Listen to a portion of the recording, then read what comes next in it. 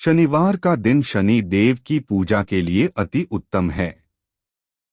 इस दिन शनि देव की पूजा करने से शनि देव बहुत प्रसन्न होते हैं और भक्तों के कष्ट दूर करते हैं जब तक इनकी दया दृष्टि हम पर बनी रहती है। हम खूब फलते फूलते हैं, लेकिन जिनकी कुंडली में शनि दोष, शनि की साढ़े साती, शनि की ढैया होती है, उस व्यक्ति पर मुसीबत का पहाड़ टूट पड़ता है। वह पाई पाई के लिए मोहताज हो जाता है, कंगाल हो जाता है, दर दर भटकता फिरता है, उसका जीवन नर्क समान हो जाता है।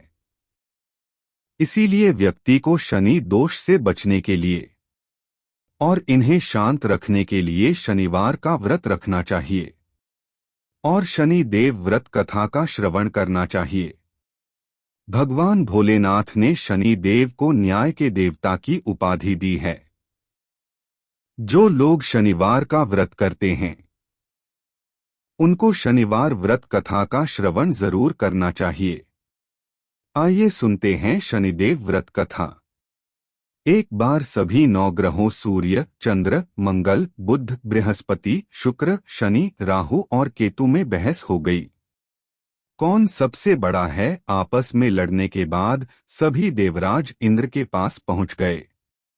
इंद्र असमंजस की स्थिति में निर्णय नहीं दे पाए, परंतु उन्होंने सभी ग्रहों को सुझाव दिया कि पृथ्वी पर राजा विक्रमादित्य ही इसका फैसला कर सकते हैं, क्योंकि वो बहुत ही न्यायप्रिय राजा हैं। सभी पृथ्वी पर राजा विक्रमादित्य के पास गए और अपने आने का कारण बताया। राजा उनकी समस्या को सुनकर बहुत परेशान हो गए।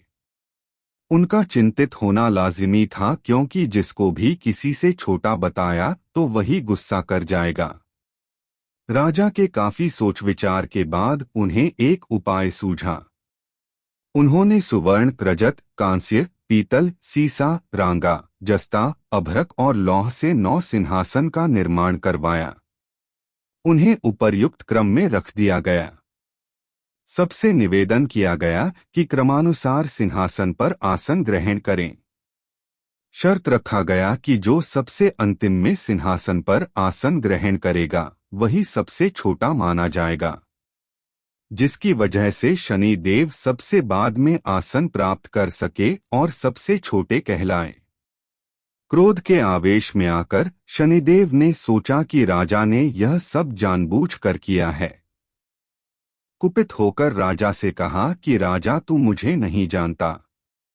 सूर्य 1 राशि में 1 महीना, चंद्रमा 2.25 महीने 2 दिन, मंगल 1.5 महीना, बृहस्पति 13 महीने, बुध और शुक्र 1-1 महीने विचरण करते हैं, लेकिन मैं 2.5 से 7.5 साल तक रहता हूँ।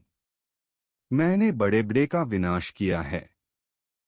श्री राम की 7.5 आने पर उन्हें जंगल जंगल भटकना पड़ा और रावण की आने पर लंका को बंदरों की सेना से परास्त होना पड़ा। क्रोधित शनिदेव ने राजा से कहा कि अब आपको सावधान रहने की जरूरत है। इतना कहकर शनि देव कुपित अवस्था में वहां से चले गए। समय गुजरता गया और कालचक्र का पहिया घूमते हुए राजा की 7.5 आ ही गई।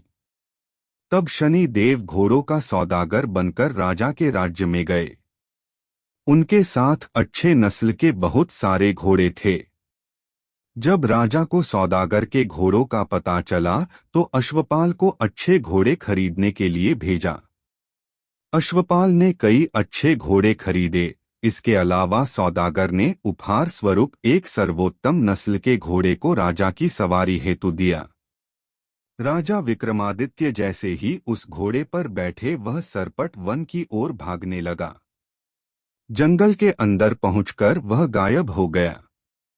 भूखा प्यास की स्थिति में राजा जंगल में भटकते रहे। अचानक उन्हें एक ग्वाला दिखाई दिया, जिसने राजा की प्यास बुझाई। राजा ने प्रसन्नता में उसे अपनी अंगूठी देकर नगर की तरफ चले गए। वहां एक सेठ की दुकान पर पहुंचकर उन्होंने जल पिया और अपना नाम वीका बताया। भाग्यवश उस दिन सेठ की खूब आमदनी हुई। सेठ खुश होकर उन्हें अपने साथ घर लेकर गया। सेठ के घर में खूंटी पर एक हार टंगा था, जिसको खूंटी निगल रही थी। कुछ ही देर में हार पूरी तरह से गायब हो गया। सेठ वापस आया तो हार गायब था। उसे लगा कि वीका ने ही उसे चुराया है। सेठ ने वीका को कोतवाल से पकड़वा दिया और दंड स्वरूप राजा उसे चोर समझकर हाथ पैर कटवा दिया। अंपग अवस्था में उसे नगर के बाहर फेंक दिया गया। तभी वहां से एक तेली निकल रहा था, जिसको वीका पर दया आ गई। उसने वीका को अपनी गाड़ी में बैठा लिया। वीका अपनी जीभ से बैलों को हाँकने लगा। कुछ समय पश्चात राजा की शनि दशा समाप्त हो गई। वर्षा काल आने पर वीका मल्हार गाने लगा। एक नगर की राकुमारी मनभावनी ने मल्हार सुनकर मन ही मन प्रण कर लिया कि जो भी इस राग को गा रहा है वो उसी से ही विवाह करेगी।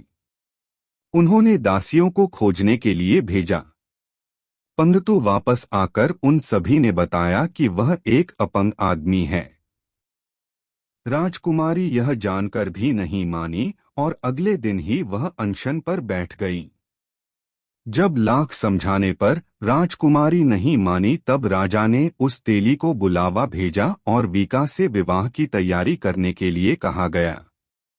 वीका से राजकुमारी का विवाह हो गया। एक दिन वीका के स्वप्न में शनि देव ने आकर कहा कि देखा राजन, तुमने मुझे छोटा बताकर कितना दुख झेला है। राजा ने क्षमा मांगते हुए हाथ जोड़कर कहा कि हे शनिदेव, जैसा दुख मुझे दिया है किसी और को ऐसा दुख मत देना। शनिदेव इस विनती को मान गए और कहा कि मेरे व्रत और कथा से तुम्हारे सारे कष्ट दूर हो जाएंगे। जो भी नित्य मेरा ध्यान करेगा और चींटियों को आटा डालेगा, उसकी सारी मनोकामना पूर्ण हो जाएगी। शनि देव ने राजा को हाथ पैर भी वापस दिए। दूसरे दिन जब सुबह राजकुमारी की आंख खुली तो वह आश्चर्यचकित हो गई। वीका ने मनभावनी को बताया कि वह उज्जैन का राजा विक्रमादित्य है। मनभावनी खुशी से फूले नहीं समा रही थी।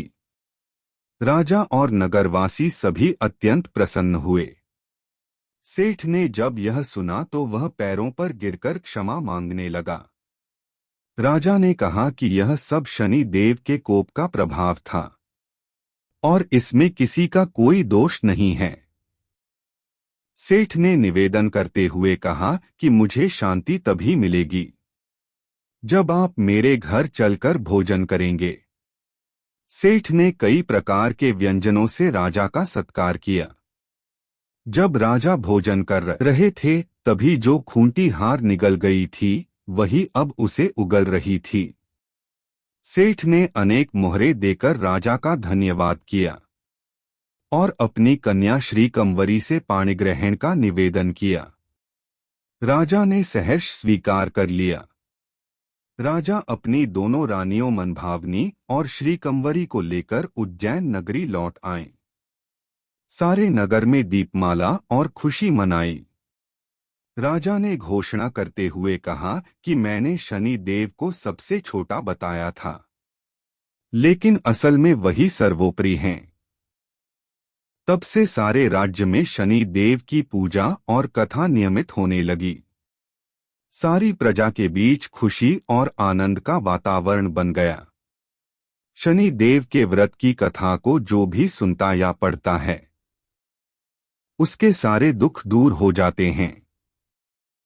बोलो जय जय श्री शनिदेव।